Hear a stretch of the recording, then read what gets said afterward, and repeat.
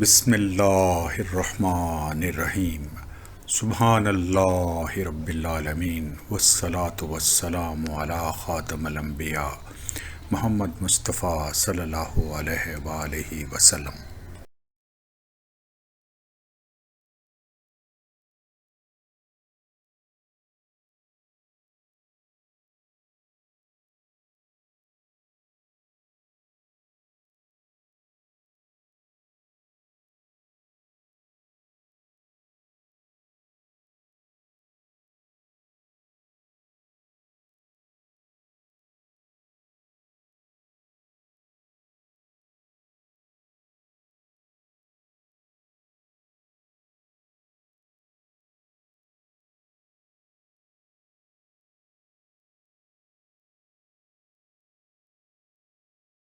سورہ فاتحہ ہمیں بتاتی ہے کہ ایاک نعبد و ایاک نستعین۔ انگلش میں ہم کہیں گے thee alone we worship, thee alone we ask for help. ہم آپ ہی کی عبادت کرتے ہیں اور آپ ہی سے مدد مانگتے ہیں۔ خواتین و حضرات، دو حصے ہیں اس آیت کے، ایک ایاک نعبد اور دوسرا ایاک نستعین۔ عبادت سے کیا مراد ہے؟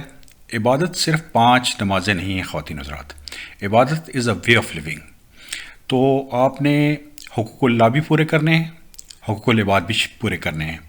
حقوق اللہ میں جو امپورٹنٹ حقوق ہیں وہ نماز، روزہ، زکوٰۃ، حج، اور حقوق العباد میں جو امپورٹنٹ لوگ ہیں وہ آپ کے ماں باپ ہیں، ذی القربیٰ ہیں، اور پڑوسی ہے، یتیم ہے، مسکین ہے اور مسافر ہے۔ یہ عبادت کا حصہ ہے خواتین حضرات کہ آپ عمل صالح کریں اور گناہوں سے بچیں، حق کی تلقین کریں۔ حق سے کیا مراد ہے؟ حق سے مراد ہے قرآن، اور اللہ تعالیٰ کی تعریف کریں اور صبر کریں۔ جب آپ سیدھے راستے پہ چلتے ہیں، صراط مستقیم پہ چلتے ہیں، تو راستے میں مشکلات آتی ہیں۔ جب وہ مشکلات آئیں تو سورہ عصر میں اللہ تعالیٰ کا ارشاد ہے کہ وَالْعَصْرِ إِنَّ الْإِنسَانَ لَفِي خُسْرٍ إِلَّا الَّذِينَ آمَنُوا وَعَمِلُوا الصَّالِحَاتِ وَتَوَاصَوْا بِالْحَقِّ وَتَوَاصَوْا بِالصَّبْرِ۔ پہلی چیز ہے ایمان، جو آپ کو بس ہونی چاہیے۔ دوسری چیز ہے عمل صالح، جس میں گناہوں سے بچنا بھی شامل ہے، اور اس کے بعد حق کی تلقین اور صبر کی تلقین۔ جب آپ حق کی تلقین کریں گے تو اس صورت میں آپ اللہ تعالیٰ کی حمد و ثنا بھی کریں گے، قرآن کو سمجھیں گے بھی، قرآن کو پڑھیں گے بھی، اور اگر ضرورت پڑی تو اللہ تعالیٰ کے راستے میں جہاد بھی کریں گے۔ خواتین و حضرات، تمام عبادات کا مقصد یہ ہے، سورہ البقرہ میں لکھا ہوا ہے کہ اللہ تعالیٰ نے یہ عبادات ہم پہ اس لیے فرض کی ہیں تاکہ ہم تقویٰ اختیار کر سکیں۔ جو اس آیت کا دوسرا حصہ ہے خواتین و حضرات، ایاک نعبد و ایاک نستعین کا، وہ بہت اہم ہے۔ انسان پر مختلف قسم کی آزمائشیں دنیا میں آتی ہیں۔ جب کوئی مشکل آ جائے اس وقت انسان اللہ رب العالمین کو چھوڑ کر ادھر دیکھتا ہے، ادھر دیکھتا ہے، اس سے پیر سے میں مدد مانگوں، اس جن سے میں مدد مانگوں، میں یہ کر لوں، میں وہ کر لوں۔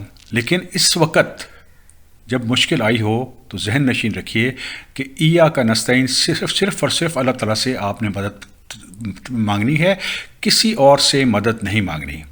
یہاں پہ میں یہ وضاحت کرتا چلوں کہ دنیاوی طور پہ آپ ایک دوسرے کی مدد کر سکتے ہیں۔ اگر آپ کے سامنے کوئی اور آدمی موجود ہے تو آپ اس کو کہہ سکتے ہیں مجھے آپ ایک گلاس پانی دے دیجئے، یہ کوئی شرک نہیں ہے۔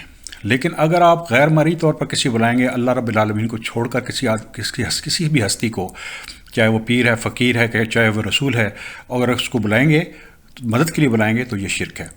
تو اس سلسلے میں جو بہت اہم چیز ہے وہ سورہ النساء کی سورہ النساء میں 48 آیت اور 116 آیت میں لکھی ہوئی ہے، اور وہ وہاں پہ لکھا ہوا ہے کہ اللہ تعالیٰ اس چیز کو معاف نہیں کریں گے کہ کوئی ان کے ساتھ شرک کرے۔ ہو سکتا ہے وہ باقی تمام گناہ اللہ تعالیٰ معاف فرما دیں۔ تو اس میں گنجائش نہیں ہے میرے خواتین حضرات کہ آپ کوئی غلطی کریں۔ قرآن ہمیں یہ بتاتا ہے کہ اللہ تعالیٰ کے رسول کو یہ حکم دیا گیا کہ آپ نے بھی اگر شرک کیا، اور آپ سے پہلے لوگ یعنی پہلے رسولوں نے بھی اگر شرک کیا ہوتا تو آپ کی نیکیاں ضائع کر دی جاتی ہیں اور خسارے میں چلے جاتے ہیں۔ شرک پر خواتین و حضرات کوئی کمپرومائز نہیں کرنا۔ آپ نے جب بھی مشکل آنی ہے یا خوشی ہونی ہے تو ایاک نعبد و ایاک نستعین کو نہیں بھولنا۔ یہ پہلے صفحے پر قرآن کہہ رہا ہے ایاک نعبد و ایاک نستعین۔ بدقسمتی سے یہاں ہمارے ملک میں بہت زیادہ شرک ہو رہا ہے، اور اللہ تعالی ہمیں اس شرک سے بچائیں۔ خواتین و حضرات، قرآن کہتا ہے کل یا ایھا الکافرون لا اعبد ما تعبدون ولا انتم عابدون ما اعبد ولا انا عابد ما عبدتم ولا انتم عابدون ما اعبد لکم دینکم ولی دین۔ عبادت میں خواتین و حضرات ہم شرک نہیں کر سکتے، ہم دو خدا نہیں بنا سکتے۔ جس آدمی نے دو خدا بنا لیے اور وہ بے شک اللہ رب العالمین کو سپیریئر خدا بھی سمجھتا ہو، لیکن اس نے دو یا دو سے زیادہ خدا بنا لیے، تو وہ آدمی شدید خسارے میں رہنے والا ہے، اور اس کی معافی اللہ تعالیٰ نہیں کریں گے۔ ایک خوبصورت چیز جو قرآن سے میں نے سیکھی ہے وہ یہ ہے کہ اگر کسی آدمی سے شرک بھی ہو جائے تو قرآن میں اللہ رب العالمین نے فرمایا کہ میں بہت عظیم ہوں، میں شرک بھی معاف کرنے پر تیار ہوں بشرطے کہ تم معافی مانگ لو۔ تو سورہ زمر میں کوٹ کرنا چاہوں گا یہاں پہ، قل یا عبادی الذین اسرفوا علی انفسہم لا تقنطوا من رحمت اللہ ان اللہ یغفر الذنوب جمیعا انہ ھو الغفور الرحیم۔ کہہ دیجئے میرے ان بندوں سے جنہوں نے اپنے پر ظلم کیا کہ اللہ تعالیٰ تمام گناہ معاف کر دیتے ہیں، اور اللہ تعالیٰ کا نام ہے الغفور الرحیم۔ دوبارہ میں آپ سے یہ عرض کرنا چاہتا ہوں خواتین و حضرات، اللہ ایک ہیں، قل ھو اللہ احد، اللہ تعالیٰ دو نہیں ہیں، اللہ تعالیٰ ملٹیپل نہیں ہیں۔ اللہ الصمد، اللہ تعالیٰ بے نیاز ہیں، تمام کائنات اللہ رب العالمین پر ڈیپینڈنٹ ہے، لیکن اللہ رب العالمین کسی بھی ہستی پر ڈیپینڈنٹ نہیں ہے۔ لم یلد ولم یولد، نہ تو اللہ تعالیٰ کسی کی اولاد ہے، نہ ہی اللہ تعالیٰ کی کوئی اولاد ہے۔